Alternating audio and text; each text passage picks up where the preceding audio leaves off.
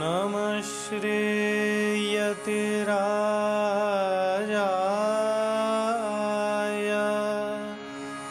विवेकानन्दसूरये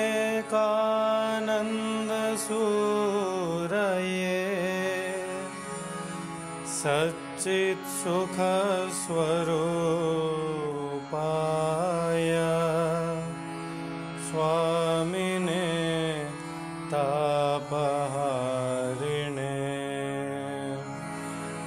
स्वामिने तापहारिणे।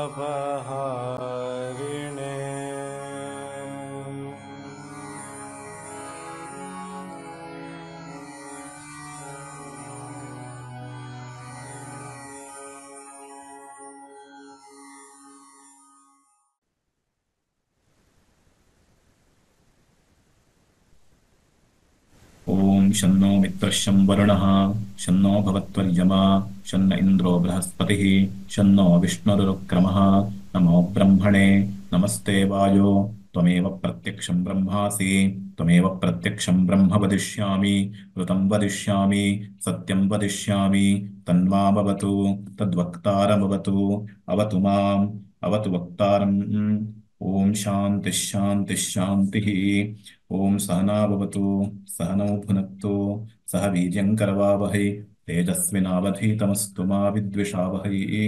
ओम शान्तिः शान्तिः शान्तिः। यस्माज्जातं जगत्सर्वं यस्मिन्नेव प्रलीयते येनेदं धार्यते चैव तस्मै ज्ञानात्मने नमः। श्रुतिस्मृतिपुराणानामालयं करुणालयं नमामि भगवत्पादशङ्करं लोकशङ्करं। श्रीगुरुभ्यो नमः।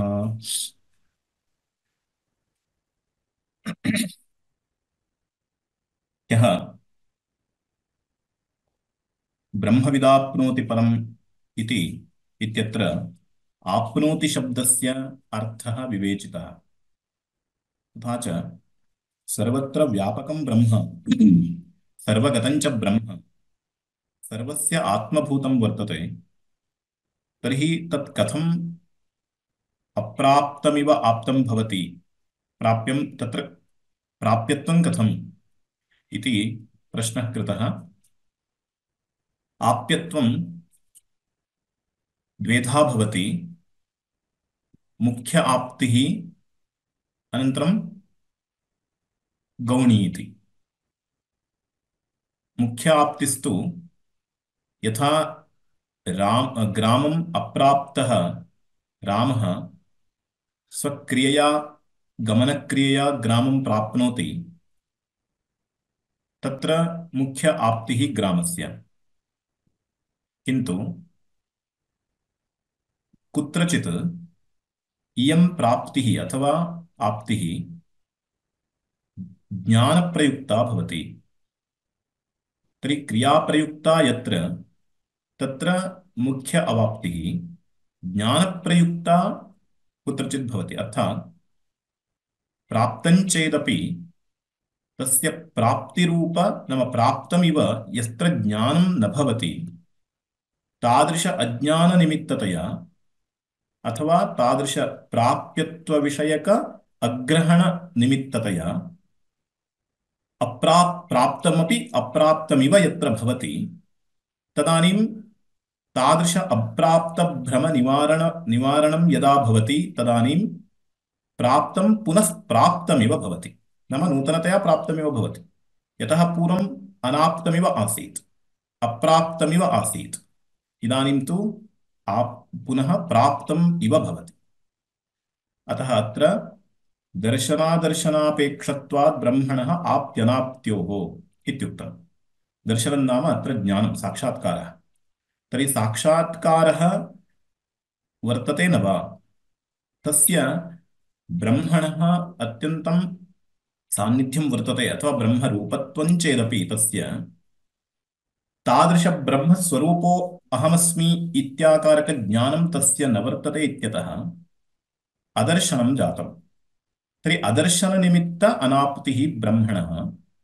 अतः तादृश अदर्शननिमित्त अनाप्तेः दर्शनेन निवारणं क्रियते। यदा आत्मनः दर्शनं भवति तदानीं ब्रह्म प्राप्तं भवति। तथा च अत्र प्रतिबन्धकनिवारणं, तर्हि विद्यमानमपि वस्तु कदाचित् प्रतिबन्धकवशात् नैव गोचरीक्रियते, तन्न भासते। अतः प्रतिबन्धकनिवारणमात्रेण विद्यमानस्यैव पुनः प्राप्तिर्भवति। तद् औपचारिकी प्राप्ति, मुख्यप्राप्तिः अत्र नोच्यते। कुतः? प्राप्तत्वादेव इति। अप्राप्तिविषयकभ्रमनिवारणमेव ब्रह्मवित् शब्देन उच्यते। तथा च ब्रह्मवित् नाम ब्रह्म यः साक्षात्कृतवान्, तथा च साक्षात्कृतब्रह्म सः, तस्य तेन किं प्राप्यते? परं प्राप्यते, स्वस्वरूपभूत आत्मैव प्राप्यते। कुतः? अन्यज्ञानेन अन्यप्राप्तिः नास्ति इत्यतः ब्रह्मज्ञानेन ब्रह्मस्वरूपमेव सः प्राप्नोति, अप्राप्तमिव प्राप्नोति इत्युपचर्यते इत्युक्तम्। अत्र शङ्का वर्तते वा? नो चेत् अग्रे गच्छामः। ब्रह्मविदाप्नोति परमिति वाक्यं सूत्रभूतं सर्वस्य वल्यर्थस्य।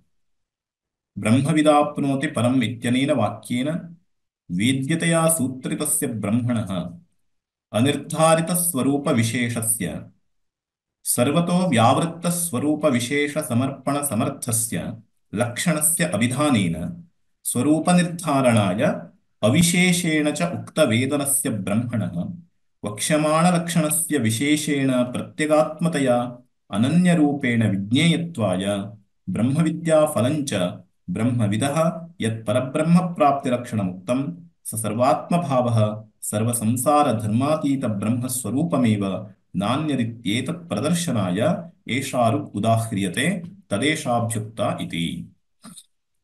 अत्र आदौ कश्चन एवं रूपेण विचारः अधिकतया अत्र प्रवृत्तो वर्तते। तत्र पूर्वं ब्राह्मणवाक्यं व्याख्यातं, ब्रह्मविदाप्नोति परमिति। इदानीं तस्यैव विवरणरूपः भागः वर्तते इत्यतः पूर्वं प्रथमे वाक्ये यत् उक्तं ब्रह्मज्ञानिनः ब्रह्मप्राप्तिः, तत्र ब्रह्म यदुक्तं विशेष्यतया तस्य लक्षणम् इदानीं वक्तव्यम्। तथा च ब्रह्मवित् इत्युक्ते ब्रह्म ब्रह्म यः जानाति इति आगतं। तर्हि तद् ब्रह्म किं रूपम्? एतावत् ज्ञातं यः ब्रह्म जानाति सः परमाप्नोति अथवा निरतिशयं महदेव आप्नोति इति। किन्तु तद् ब्रह्म किमिति न ज्ञातम्। न ज्ञातम् इत्यस्य कः आशयः? एकं वस्तु स्पष्टतया कदा ज्ञायते इति चेत् तस्य लक्षणं यदि ज्ञायते, लक्षणप्रमाणाभ्यां वस्तुसिद्धिः। तथा च अन्य नाम स्वभिन्नविषयेभ्यः व्यावृत्ततया भिन्नतया तद् ज्ञायेत। यदि अस्मिन् पदार्थे विद्यमानः कश्चन विशेषः गृहीतः भवति तदानीमेव अन्येभ्यः पदार्थेभ्यः व्यावृत्ततया तद् ज्ञायते। अतः कस्यचित् पदार्थस्य सम्यक् ज्ञानाय निश्चयात्मकज्ञानार्थम् अन्येभ्यः व्यावृत्तस्वरूपम् अथवा स्वरूपविशेषः तस्य पदार्थस्य अस्माभिः ज्ञातव्यो भवति। अतः सर्वतः व्यावृत्तः यः स्वरूपविशेषः सः ज्ञातव्यो भवति। नो चेत् तस्य पदार्थस्य स्वरूपस्य ज्ञानं न भवति। अतः सर्वतो व्यावृत्तस्वरूपविशेषः इत्यस्य कः आशयः भवति? इदानीं घटः घटः कदा ज्ञायते इति चेत् घटः एवमस्ति इति यदि उच्यते तदानीं ज्ञायते।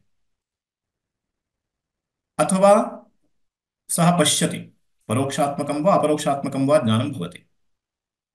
यदा पश्यति तदानीं किं गृह्णाति सः इति चेत् असाधारणं कञ्चन अंशं सः गृह्णाति। सामान्यधर्माः केचन भवेयुः अन्यपदार्थेभ्यः, किन्तु असाधारणः अपि कश्चन धर्मः भवति, तदानीमेव सः पदार्थः सम्यक्तया गृहीतो भवति। यथा घटः इत्युक्ते सति अथवा गौः इत्युक्ते सति कश्चन प्राणीति ज्ञायते, किन्तु प्राणित्वं तु सर्वत्र समानं खलु। अतः इदानीं प्राणित्वमात्रं गृह्यते चेत् अन्येभ्यः प्राणिभ्यः व्यावृत्तस्वरूपविशेषः तस्य न ज्ञायते। अतः किं किं कर्तव्यम् इदानीं? स्वभिन्नजातीयेभ्यः व्यावृत्तस्वरूपविशेषः ज्ञातव्यः। नाम स्वभिन्नपदार्थाः ये केऽपि भवन्ति तेषु अविद्यमानः कश्चन विशेषः अंशः लक्ष्यः भवति अथवा लक्षितः स्यात्। न केवलं भिन्नजातीयेभ्यः, तदेव विजातीयेभ्यः इत्युच्यते, केवलं विजातीयेभ्यः पदार्थेभ्यः व्यावृत्तस्वरूपविशेषो न, अपि तु स्वसजातीयपदार्थेभ्योऽपि व्यावृत्तस्वरूपविशेषः तेन ज्ञातव्यो भवेत्। तदानीमेव कस्यचन पदार्थस्य निश्चयात्मकं ज्ञानं प्रमात्मकं भवति। तर्हि स्वसजातीय विजातीय पदार्थेभ्यः अथवा पदार्थान्तरेभ्यः व्यावृत्तस्वरूपविशेषः तेन ज्ञातव्यः भवति। एतादृशस्वरूपबोधकवाक्यमेव लक्षणम् इत्युच्यते। अतः कस्यचन पदार्थस्य लक्षणं यदि न ज्ञायते तदानीं तस्य पदार्थस्य निश्चयात्मकज्ञानं प्रमात्मकं च न भवति। तर्हि लक्षणं नाम किम्? व्यावृत्तिर्व्यवहारो वा लक्षणस्य प्रयोजनम् इत्युच्यते। असाधारणधर्मो लक्षणम् इति लक्षणस्य स्वरूपम्। तर्हि लक्षणस्य इदं लक्षणं भवति। अतिव्याप्ति अव्याप्ति असम्भवरूप दोषत्रयरहितं लक्षणं भवति। अतिव्याप्ति अव्याप्ति असम्भवरूप दोषत्रयं न स्यात्।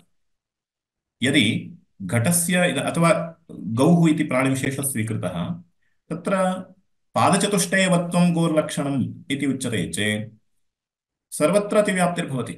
नाम स्वसजातीयेषु अथवा प्राणित्वसामान्यं यत्र यत्र वर्तते तत्र सर्वत्र प्रायः चतुष्पात्वं यत्र यत्र भवति, येषु प्राणिषु भवति तत्र सर्वत्रापि अस्य लक्षणस्य अतिव्याप्तिर्भवति।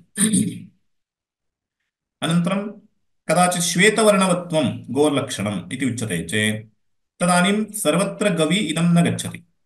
नाम किञ्चित् यल्लक्ष्यम् इत्युच्यते, लक्षणम् अथवा असाधारणधर्मः यस्य उच्यते तल्लक्ष्यम् इत्युच्यते।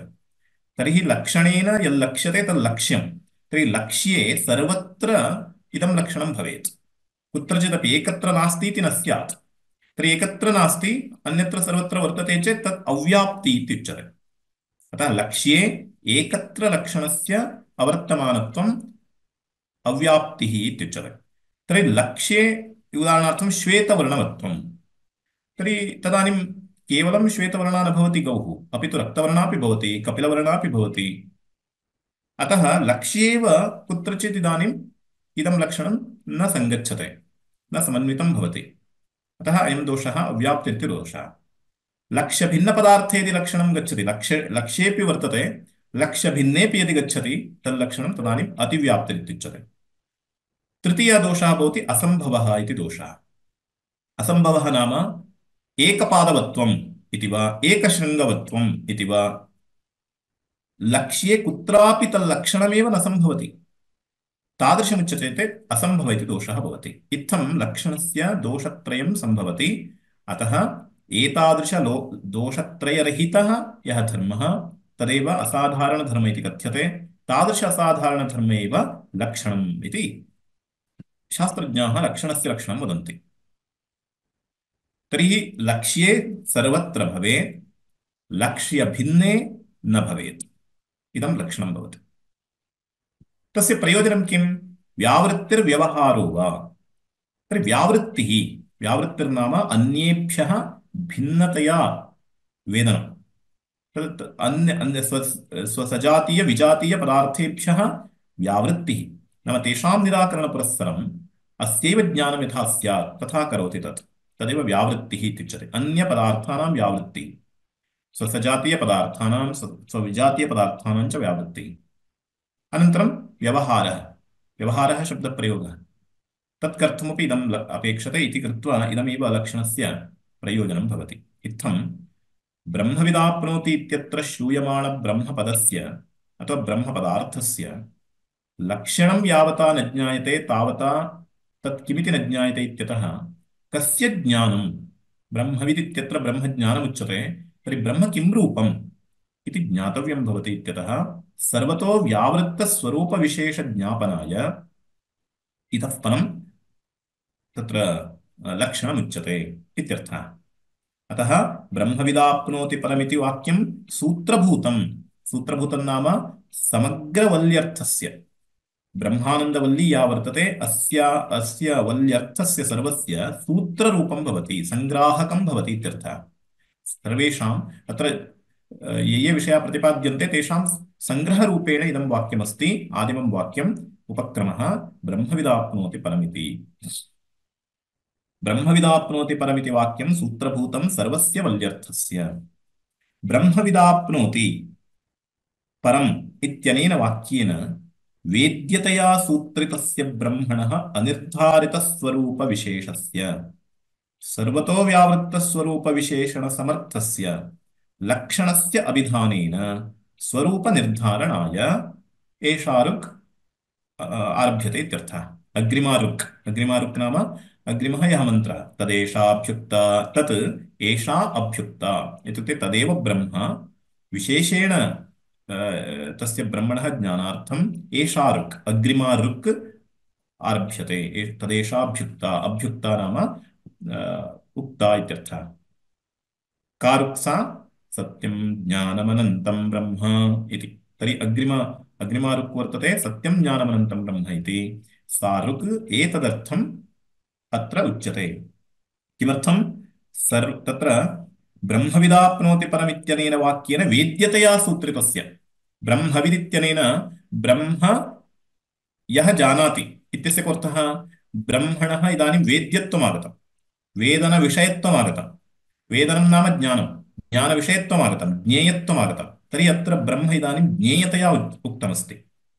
तर्हि वेद्यतया सूत्रितस्य ब्रह्मणः, ज्ञेयत्वेन सूत्रितस्य ब्रह्मणः अनिर्धारितस्वरूपविशेषस्य, अनिर्धारितस्वरूपविशेषः नाम सर्वतो व्यावृत्तस्वरूपविशेषः एतावता न निर्धारितः इत्यर्थः।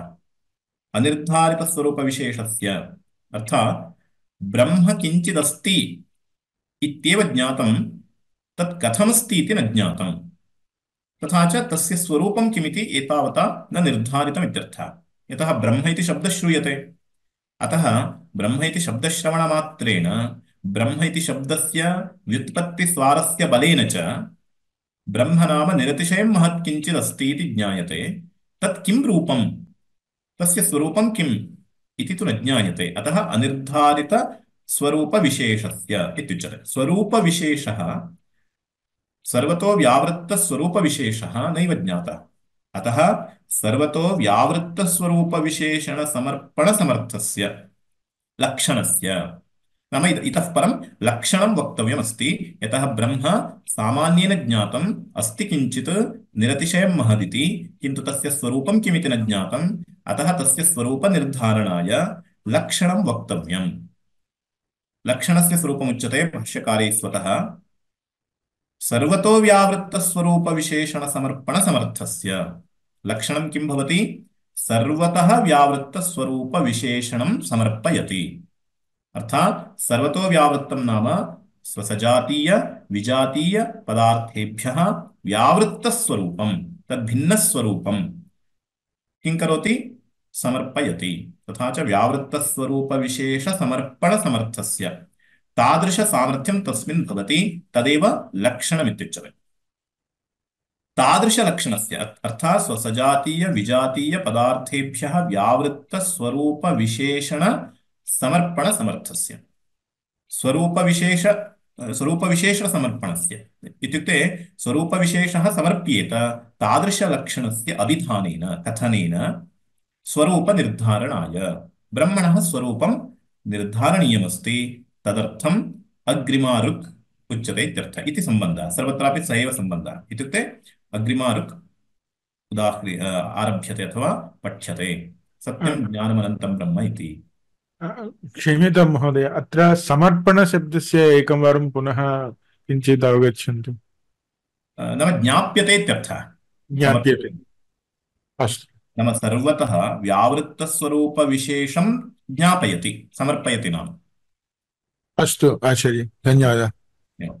तथा च सर्वतो व्यावृत्तस्वरूपविशेषसमर्पणसमर्थस्य लक्षणस्य अभिधानेन कथनेन स्वरूपनिर्धारणाय ब्रह्मणः यद् वेद्यतया यदुक्तं ब्रह्म तस्य स्वरूपनिर्धारणाय अविशेषेण च उक्तवेदनस्य ब्रह्मणः वक्ष्यमाणलक्षणस्य विशेषेण प्रत्यगात्मतया अनन्यरूपेण विज्ञेयत्वाय। तस्यैव तत्र समर्थनं क्रियते। पूर्वं किमुक्तम्? विशेषस्य ब्रह्मणः स्वरूपनिर्धारणाय अग्रिमारुक् आरभ्यते इत्युक्तम्। तर्हि ब्रह्म इदानीम् अनिर्धारितस्वरूपविशेषं कथं भवति इति चेत् ब्रह्म नाम ब्रह्म सामान्यतया अस्ति इति ज्ञायते। यतः तत्र तस्य व्यापकत्वमपि ज्ञायते तत्र व्युत्पत्तिबलेन। ब्रीहिवृद्धमिति धातुः, अतः धातोः महत्त्वमर्थः, अतः महत्किञ्चित् इति ज्ञायते। किन्तु तत् किं रूपं, तस्य स्वरूपं किमिति न ज्ञायते। अतः यदा सामान्येन ज्ञाते सति विशेषेण न ज्ञायते चेत् तदानीमेव तद्विषयकजिज्ञासा आरभ्यते। जिज्ञासा नाम ज्ञातुमिच्छा। तर्हि जिज्ञासा कदा आरभ्यते? कश्चन विषयः अस्ति अर्थात् सामान्येन ज्ञातव्यं, किञ्चिदस्ति इति ज्ञातव्यं भवति। यदि वस्तु अस्ति इत्येव न ज्ञायते चेदपि तस्मिन् विषये जिज्ञासा न भवति।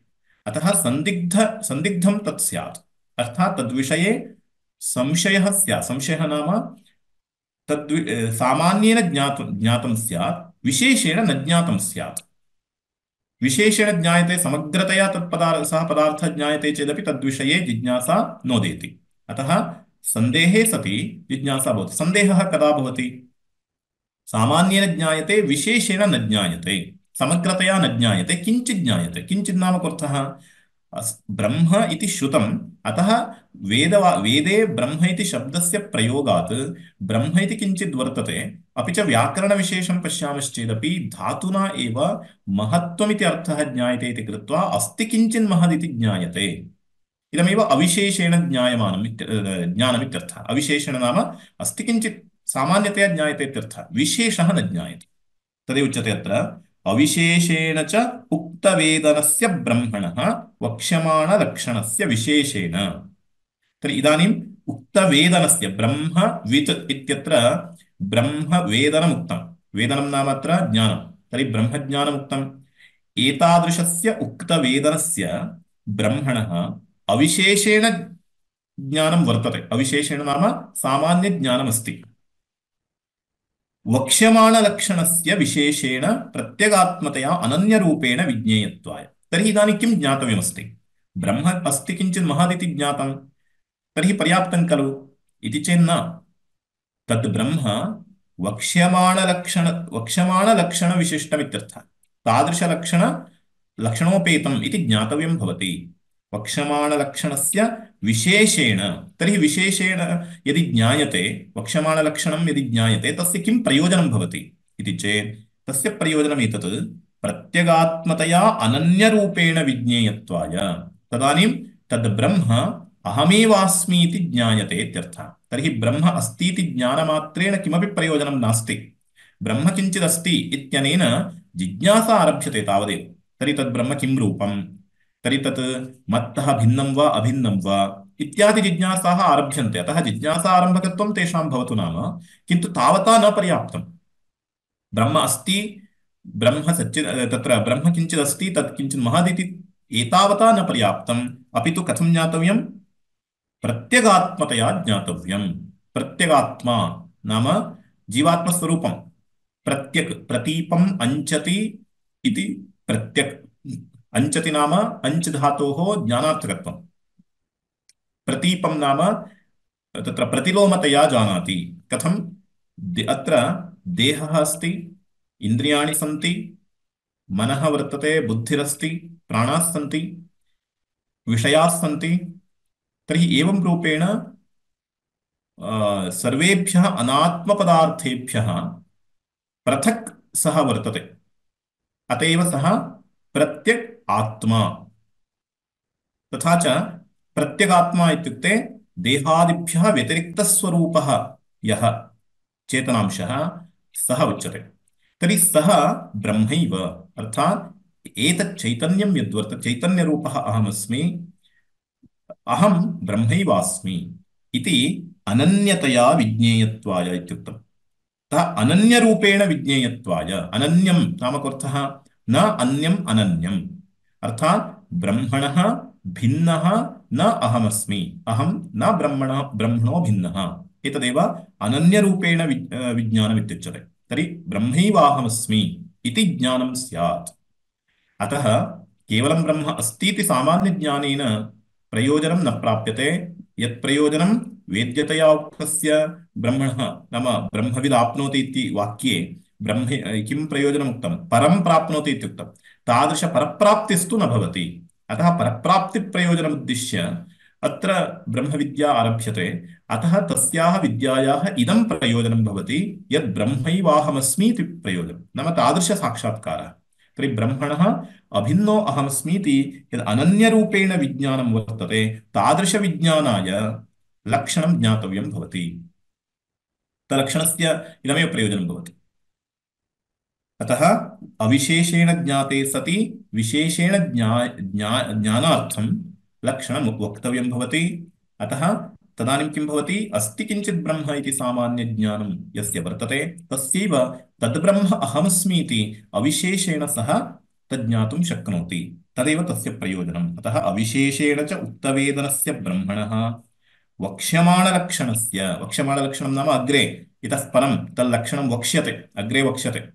अतः तादृशस्य सत्यं ज्ञानमनन्तं ब्रह्म इत्यस्मिन् वाक्ये यद्ब्रह्म यत् यादृशं लक्षणमुच्यते, यादृशस्वरूपमुच्यते, तादृशस्य वक्ष्यमाणलक्षणस्य विशेषेण प्रत्यगात्मतया विशेषज्ञानाय, तस्य ब्रह्मणः विशेषज्ञानाय, विशेषज्ञानं नाम प्रत्यगात्मतया अनन्यरूपेण विज्ञेयत्वाय, तत् प्रत्यगात्मस्वरूपत्वं तस्य, अनन्तरं प्रत्यगात्मनः अभिन्नस्वरूपं तस्य इति ज्ञानाय ब्रह्मविद्याफलञ्च ब्रह्मविदः यत् परब्रह्मप्राप्तिलक्षणमुक्तं स सर्वात्मभावः सर्वसंसारधर्मातीतब्रह्मस्वरूपमेव नान्यत् इत्येतत् प्रदर्शनाय।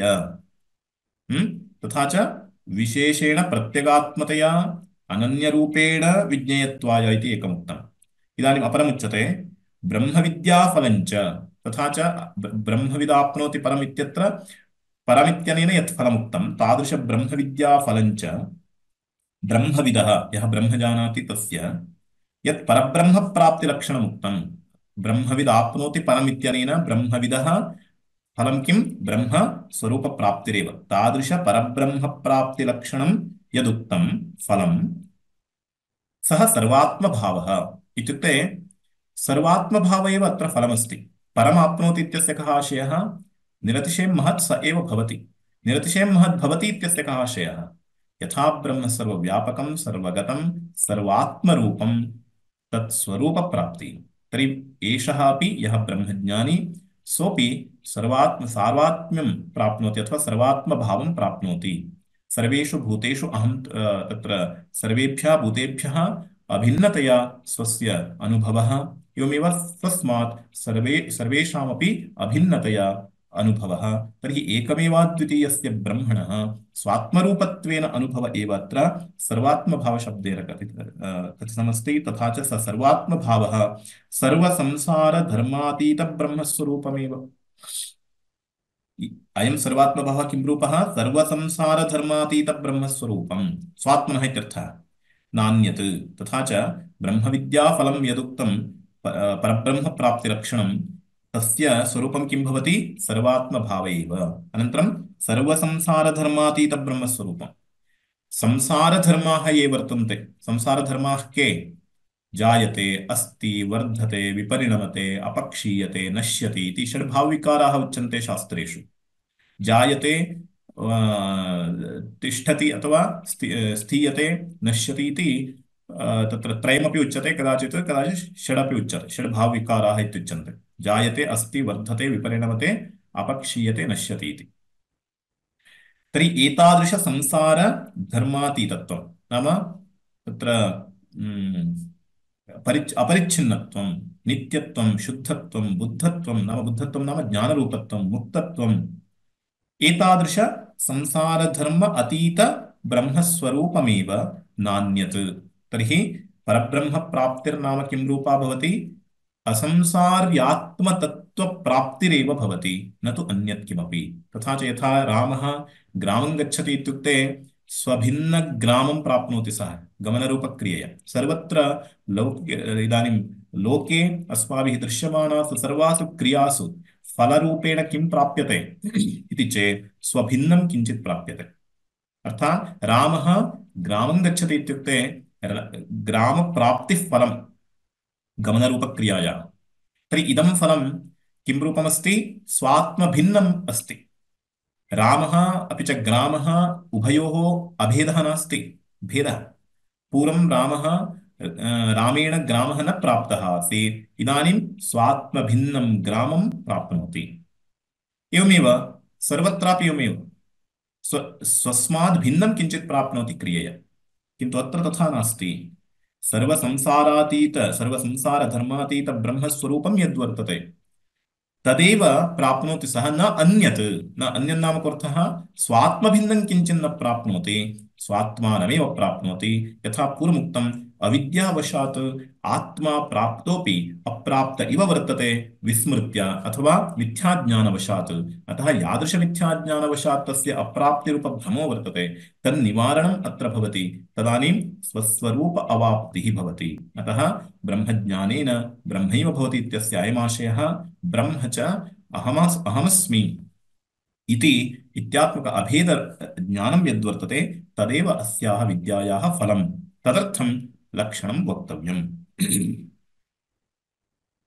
सर्वसंसारधर्मातीत ब्रह्मस्वरूपमेव नान्यत् इत्येतत् प्रदर्शनाय। तर्हि तादृशस्वरूपं वर्तते ब्रह्मणः, यत् स्वरूपं स्वात्मनः अभिन्नम् इति बोधनाय एषा ऋक् उदाह्रियते। तदेषाभ्युक्ता इत्यस्ति। अभ्युक्ता नाम उदाह्रियते, उच्यते, पठ्यते। ऋक् नाम मन्त्रः। एषा ऋक् उदाह्रियते तदेषाभ्युक्ता इति। तदेषा अभ्युक्ता। तस्मिन्नेव ब्राह्मणवाक्योक्ते अर्थे एषा ऋक् अभ्युक्ता आम्नाता। तस्मिन्नेव ब्राह्मणवाक्योक्ते अर्थात् पूर्वं यद् ब्राह्मणवाक्यं उक्तमासीत् ब्रह्मविदाप्नोति परमिति, तस्मिन्नेव ब्राह्मणवाक्योक्ते अर्थे यः अर्थः ब्राह्मणवाक्येन उक्तः तस्मिन्नेव अर्थे एषा ऋक् आम्नाता। एषा ऋक्, एषः मन्त्रः आम्नातः, पठितः। किं वाक्यं तत्? सत्यं ज्ञानमनन्तं ब्रह्म इति।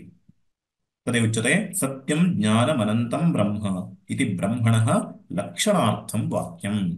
तर्हि इदमेव ब्रह्मणः लक्षणं भवति।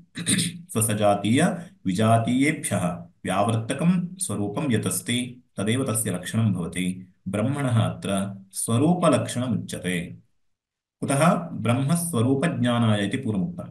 तर्हि स्वरूपज्ञानं केन भवति? स्वरूपलक्षणेनैव भवति। अतः स्वरूपलक्षणं ज्ञायते चेदेव तस्य स्वरूपम् अवगन्तुं शक्यते। तर्हि लक्षणं द्विविधमस्ति, तटस्थलक्षणं, स्वरूपलक्षणं चेति। अत्र आदौ स्वरूपलक्षणमुच्यते, अनन्तरं तटस्थलक्षणम् अग्रे उच्यते।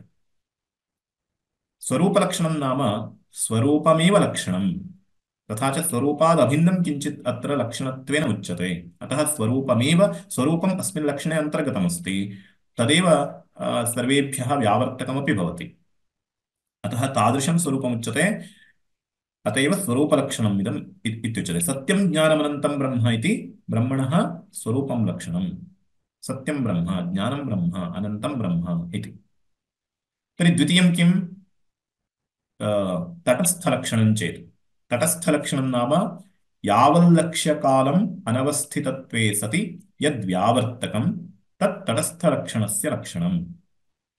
नाम लक्षणं नाम एकं लक्ष्यं भवति, लक्ष्यस्य लक्षणम् उच्यते। तत्र लक्षणं स्वरूपं उक्त्वा नोच्यते, अर्थात् स्वरूपं तत्र नान्तर्भवति। स्वरूपम् अनुक्त्वैव अन्यथा तस्य अन्येभ्यः पदार्थेभ्यः व्यावर्तनं करोति, तदेव तटस्थलक्षणम् इत्युच्यते।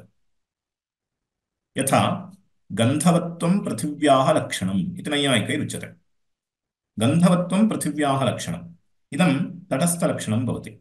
कुतः? पृथिव्यां गन्धरूपगुणः अस्ति,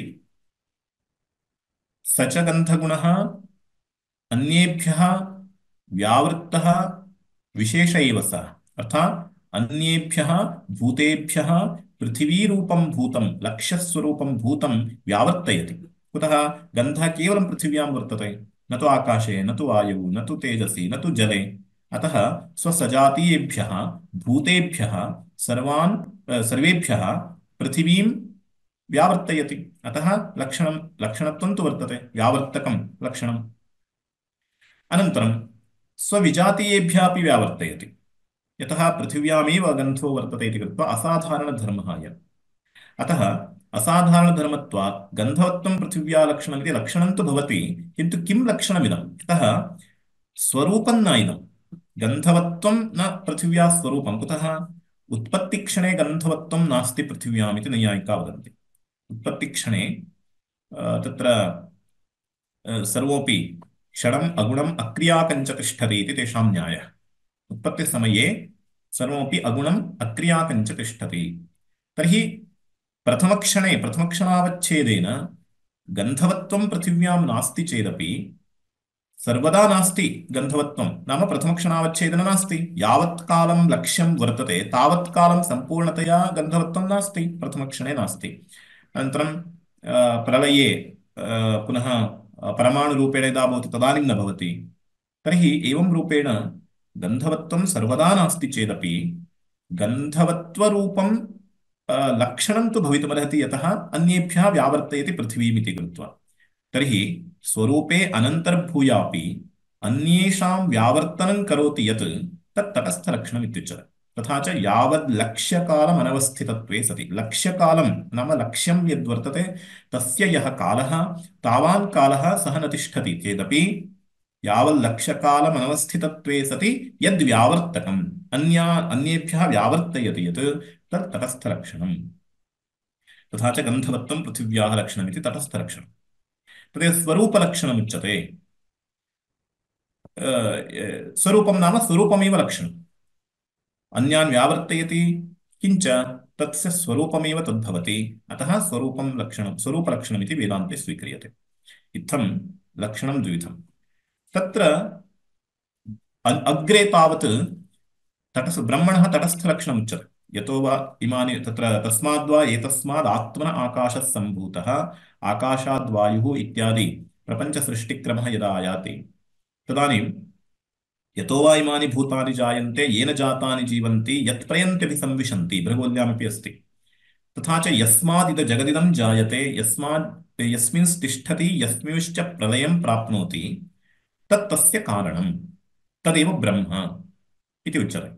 इदं तटस्थलक्षणं। कुतः? अन्यद्वारा लक्ष्यस्य ज्ञापनं करोति। अन्यद्वारा नाम प्रपञ्चस्य सृष्टिस्थितिलयं लयान् द्वारीकृत्य उच्यते। अत्र प्रपञ्चः यस्मात् जायते यस्मिंश्च प्रपञ्चः तिष्ठति यस्मिंश्च लयानन्तरं यत् प्राप्नोति यत्र लयं प्राप्नोति तद् ब्रह्म। यथा घटः स्वसृष्टेः प्राग् यत्र तिष्ठति स्वसृष्ट्यनन्तरं यत्र तिष्ठति स्वलयानन्तरं यत्र लयं प्राप्नोति तदेव मृत्तिका इति यथा उच्यते तद्वदत्रापि। तर्हि इदं कीदृशलक्षणमिति चेत् तटस्थलक्षणं। कुतः? यतः जगतः सृष्टिस्थितिलयाः इदानीं सर्वदा न भवन्ति, जगदेव सर्वदा न भवति। सृष्टेः प्राग् नास्ति, नाशानन्तरं नास्ति, मोक्षानन्तरं नास्ति। तर्हि एवं रूपेण जगतः अभावः भवति, ब्रह्मणः तु अभावः कदापि न भवति। तथा च लक्ष्यं नाम अत्र ब्रह्म। यावल्लक्ष्यकालम् अनवस्थितत्वम् आगतं जगज्जन्मस्थितिलय कर्तृत्वं प्रति।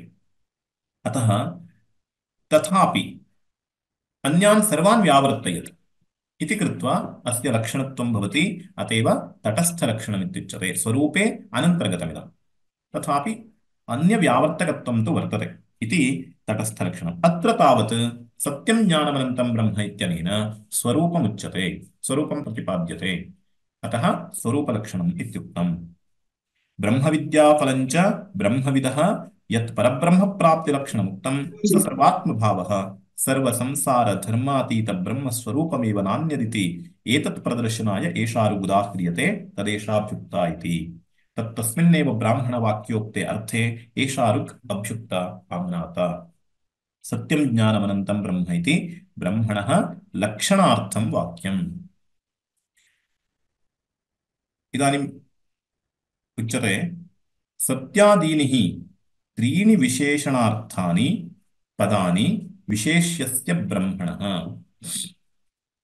सत्यं ज्ञानम् अनन्तं ब्रह्म इत्यस्ति। तर्हि ब्रह्म इति विशेष्यपदं, यतः विशेषणविशेष्य भावः वर्तते। तथा च ब्रह्म इति विशेष्यं, सत्यमिति विशेषणम् प्रथमं विशेषणं, द्वितीयं विशेषणं ज्ञानमिति, तृतीयं विशेषणम् अनन्तमिति। तथा च सत्यं ब्रह्म, ज्ञानं ब्रह्म, अनन्तं ब्रह्म इत्युक्तं भवति। सत्यादीनि हि त्रीणि विशेषणार्थानि। विशेषणार्थानि इत्युक्ते व्यावृत्त्यर्थानि इत्यर्थः। विशेषणं किं करोति? अन्येभ्यः व्यावर्तयति। तर्हि वर्तमानत्वे सति व्यावर्तकं यत् तद्विशेषणं। तथा च कार्यान्वयित्वमपि तस्य भवति। इत्थं विशेषणं किं करोति? स्व अन्येभ्यः व्यावर्तयति। अत्र व्यावर्तकविशेषणानि त्रीणि वर्तन्ते। सत्यादीनि हि त्रीणि विशेषणार्थानि पदानि विशेष्यस्य ब्रह्मणः। तथा च ब्रह्मणः विशेष्यत्वं, सत्यं ज्ञानमनन्तम् इति त्रीणि विशेषणानि।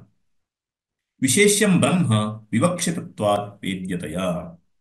तर्हि विशेष्यपदं किं? ब्रह्म इति। कुतः?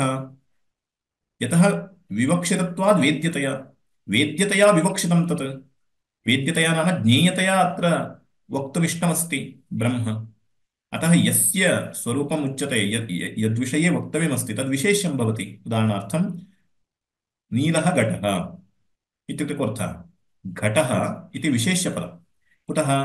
तन्नीलं, नीलः इति यः यत् विशेषणं वर्तते अथवा यत् पदं वर्तते, इदं घटम् अन्येभ्यः व्यावर्तयति। अतः विशेषणमिदं, नाम घटस्य परिचायकमिदं। नीलं, नीलः घटः इत्युक्ते रक्तादिभ्यः घटेभ्यः अमुं घटं व्यावर्तयति। अतः नीलम् इति विशेषणं, घटः इति विशेष्यं भवति। तथा च घटस्य नाम यदुद्दिश्य यद् विशेषणमुच्यते तत्प्रति तत् विशेष्यं भवति। अर्थात् घटमुद्दिश्य नीलपदम् अभिहितमत्र। न तु नीलत्व ज्ञानाय घटः इति शब्दः न उपात्तः। घटस्य ज्ञानाय नीलत्वं विशेषणं प्राप्तम्। अतः नीलम् इति विशेषणं, घटः इति विशेष्यं भवति। तद्वदत्र विशेष्यं ब्रह्म। कुतः? विवक्षितत्वात् वेद्यतया। सत्यं ज्ञानमनन्तं ब्रह्म इत्यत्र यत् वेद्यतया विवक्षितं वर्तते तत् ब्रह्मैव अत्र विशेष्यमस्ति। तर्हि तस्य ज्ञानाय अन्यानि त्रीणि दलानि स्वीक्रियन्ते। विशेषणविशेष्यत्वादेव सत्यादीनि एकविभक्त्यन्तानि पदानि समानाधिकरणानि। तस्य वाक्यस्य प्राक् अत्र काचित् चर्चा अस्ति। किमित्युक्ते ब्रह्मणः तत्र पूर्वं किमुक्तं? लक्षणार्थानि पदानि इत्युक्तं खलु। लक्षणार्थं सत्यं ज्ञानमनन्तं ब्रह्म इत्युच्यते। नाम ब्रह्मणः सर्वतः सर्वेभ्यः व्यावृत्तस्वरूपविशेषप्रदर्शनाय इत्युक्तं पूर्वं, नाम लक्षणार्थम् इत्युक्तं।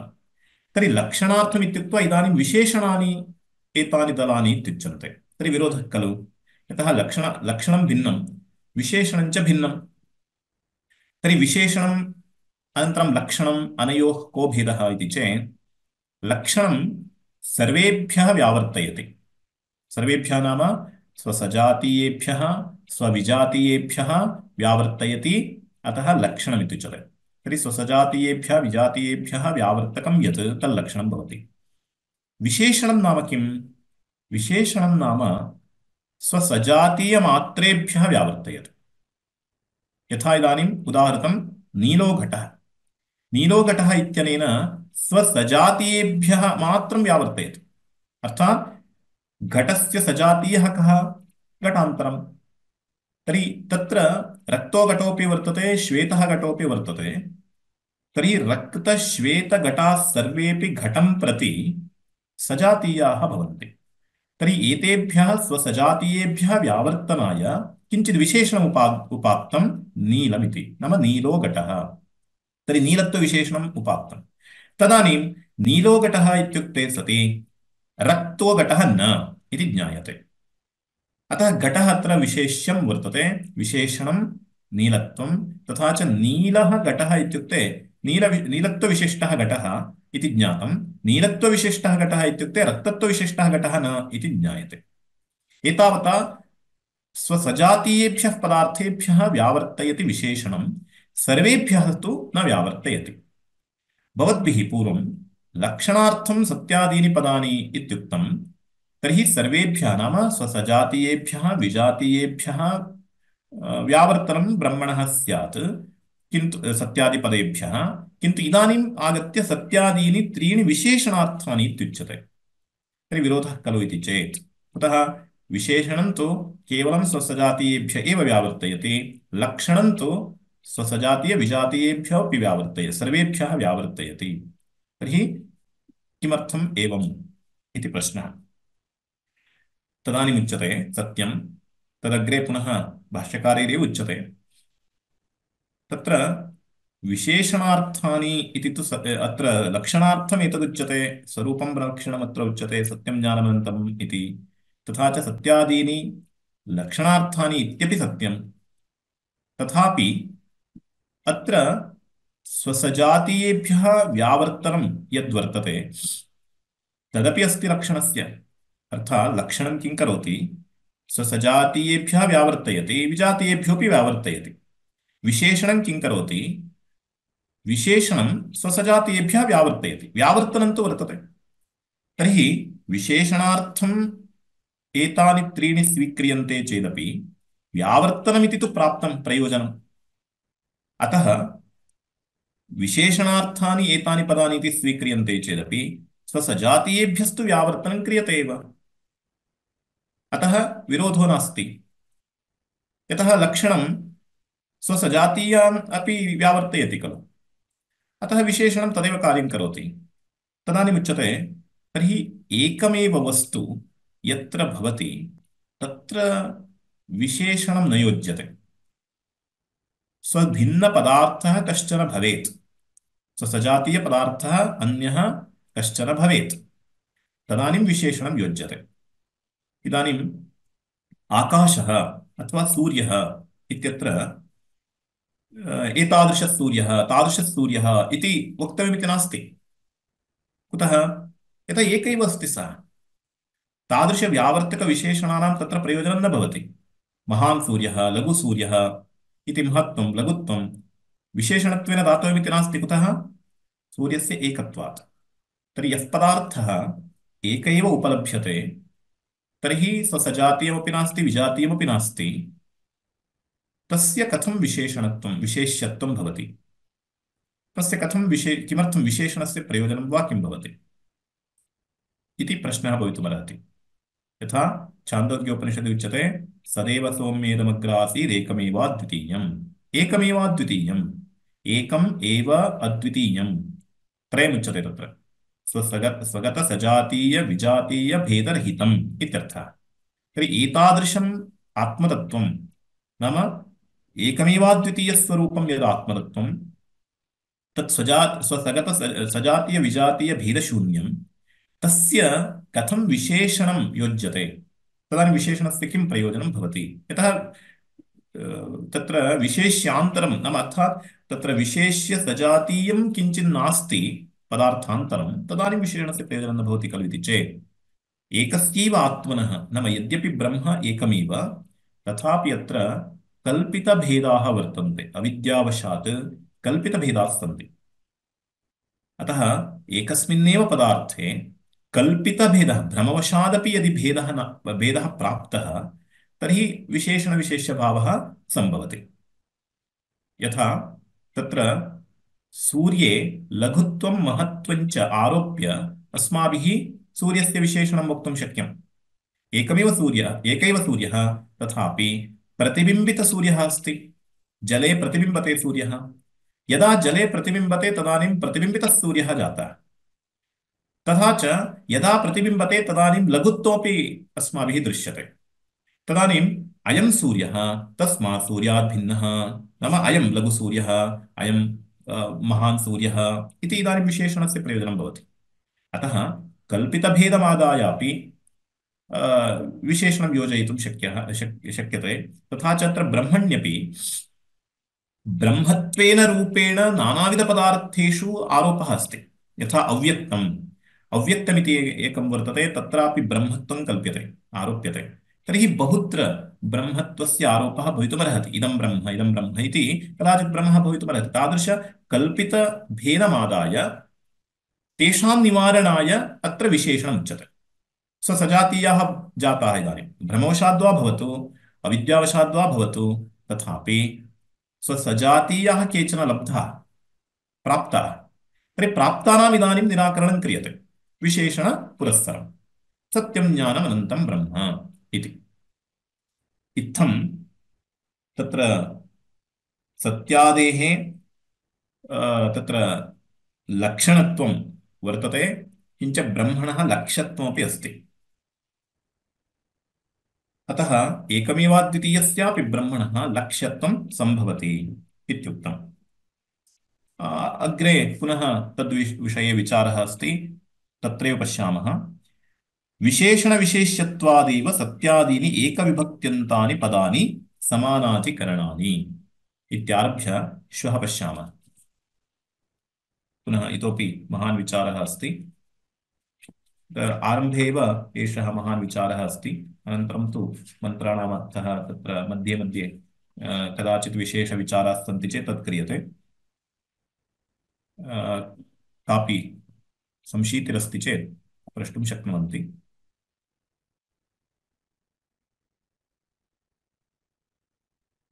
तर्हि अद्य समापयामः एका शङ्का अस्ति वदन्तु क्षन्तु अत्र सत्यं ज्ञानम् अनन्तं ब्रह्म इत्येव उक्तं खलु मूले अत्र भाष्ये विशेषणमिति शब्दस्य प्रयोगं किमर्थं लक्षणमेव इत्युक्ते पर्याप्तं खलु विशेषणमिति किमर्थम् उक्तं तत्र विशेषणस्य लक्षणत्वमपि किमर्थं तत्र उक्तं तत् इदानीम् इतोपि विचारः तत्र अग्रे आगमिष्यति अतः तत्र एते संशयाः निवार्यन्ते इदानीं केवलं तत्र उपक्रमः एव आरब्धः अस्ति अवश्यमेव अमुमपि विषयं वयं विचारयामः अग्रिमकक्षासु किञ्चित् विस्तृततया कर्तव्यं भवति अस्तु अस्तु अस्तु आचार्य धन्यवादः अस्तु तर्हि ॐ सहना भवतु सहनौ भुनक्तु सह वीर्यङ्करवावहै तेजस्विनावधीतमस्तु मा विद्विषावहै ॐ शान्तिः शान्तिः शान्तिः धन्यवादः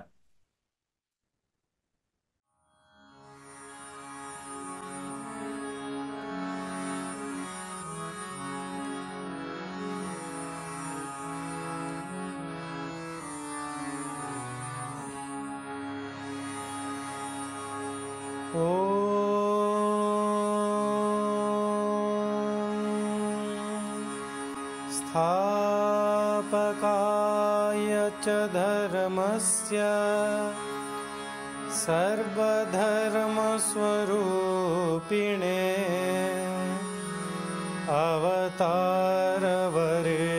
अवतारवरिष्ठाय रामकृष्णाय ते नमः रामकृष्णाय ते नमः।